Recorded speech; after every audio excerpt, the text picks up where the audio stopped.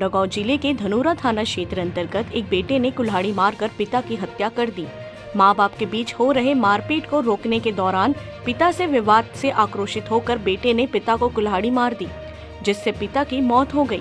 मां ने हत्या की जानकारी थाने में दी। पुलिस ने आरोपी को चंद घंटों में गिरफ्तार कर न्यायिक जांच के लिए रिमांड पर जेल भेज दिया है। आरोपी के कब्जे से कुल्हाड़ी भी जब्त कर लिया गया है। केशकाल से रामकुमार भारद्वाज की रिपोर्ट। प्रार्थना मसाईबाई ग्राम हाट चपाई थाना धनोरा के द्वारा उसके पति को उसके लड़के ने टंगिया से वार कर हत्या करने की रिपोर्ट पर थाना धनोरा में अपराध पंजीबद्ध कर विवेचना में लिया गया। विवेचना दौरान आरोपी अस्सी राम को गिरफ्तार कर न्यायिक रिमांड पर भेजा गया।